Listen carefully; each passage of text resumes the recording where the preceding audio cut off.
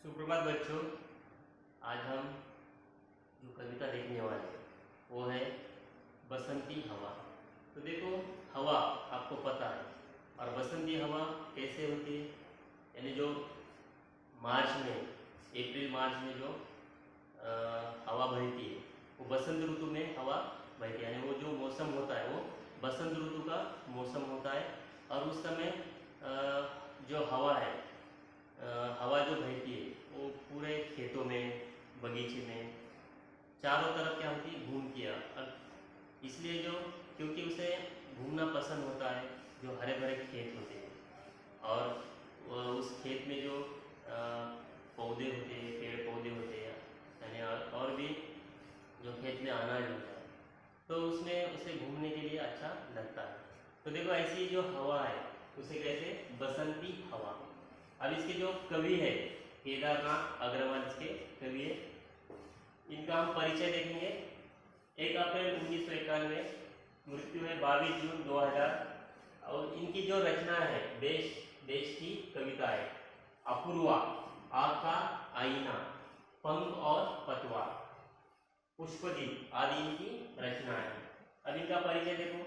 आप छायावादी युग के प्रगतिशील कवि माने जाते हैं, और प्रस्तुत कविता में बसंती हवा ने मस्ती भरे शब्दों में अपनी अठखेलिया का विवरण किया है।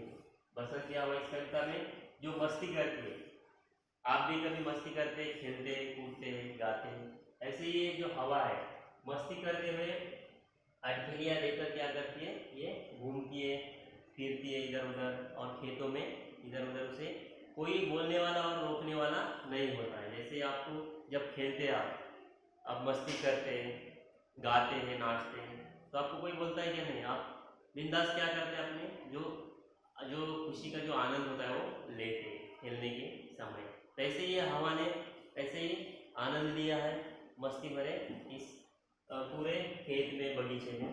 तो इस कविता को पढ़ने से पहले हम इसके शब्दार्थ पढ़ेंगे, ठीक है। अब देखो, ये शब्दार्थ आपको लिखकर उन्हें याद करना है, ठीक है। तो बसंती यानी क्या? बसंत ऋतु की, जो बसंत ऋतु में हवा बहती है उसे बसंत ऋतु की कहते हैं। मस्त मौला यानी क्या? मनमौजी। मस्त मौला यानी क्या? मनमौजी।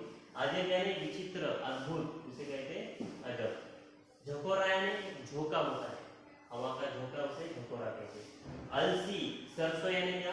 तिलहन के प्रकार, एक पौधे का प्रकार है, तिलहन का एक प्रकार है, यानी छोटे छोटे उसे फल होते गोल गोल, उसे अलसी सरसों कहते हैं, एक तिलहन का प्रकार। अनोखी यानी निराली। महुआ यानी एक प्रकार का बड़ा वृक्ष। पहर यानी प्रहर यानी समय का एक भाग होता है, प्रहर, उसे समय का एक भाग कहते हैं। कलसी यानी क्या? गगरी। और बावली यानी सीधी सी। अब इन शब्दों को आपको 5 बार लिखकर उन्हें याद करना है। तो इस कविता को पढ़ने से मैं इस कविता का जो भावार्थ है, यानी उसका अर्थ मैं आपको बताऊंगा।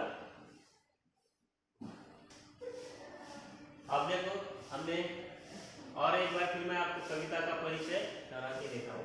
तो बसंत ऋतु में बहने वाली हवा बहुत सुहानी होती है, सुहानी यानी सुंदर होती है। इस समय सर्दी समाप्त हो जाती है और गर्मी का आगमन अभी दूर होता है, लेकिन बसंत की हवा सभी को प्रसन्नता प्रदान करती है। देखो, जब ये जो हवा होती है, ये सर्दी समाप्त होने के बाद, जब गर्मी का जो मौसम होता है वो दूर होता है और सर्दी समाप्त हो जाती है, उस समय ये बसंत की हवा बहती है, तो वो बसंत ऋतु में आती है। अब कविता का सरल अर्थ जो है मैं आपको बताऊँ। मैं बसंती हवा हूँ, सब लोग सुनो, सब लोग सुनो।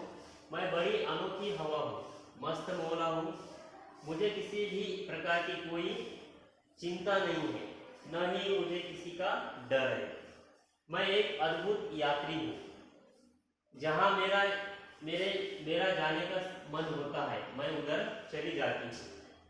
मैं महू के पेड़ पर चढ़ जाती हूँ और मैंने उसके पत्तों को खूब हिलाया, पत्तों से थप थप की आवाज आई, मैं ढंग से नीचे गिरी, फिर मैं आम के वृक्ष पर चढ़ी, उसे खूब झकोरा, उसके कान में फू कहा और वहां से भाग गई।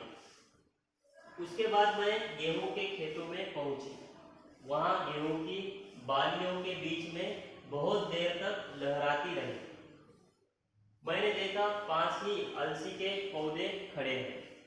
उनकी फुनगिनियों पर गोल गोल फल लगे, यानी अलसी के जो फल होते वो गोल गोल होते, जो कलसी जैसे लग रहे हैं, यानी कलसी जैसे गोल होते, कलसी जो होती है जैसे गोल होती है वैसे उसके फल होते।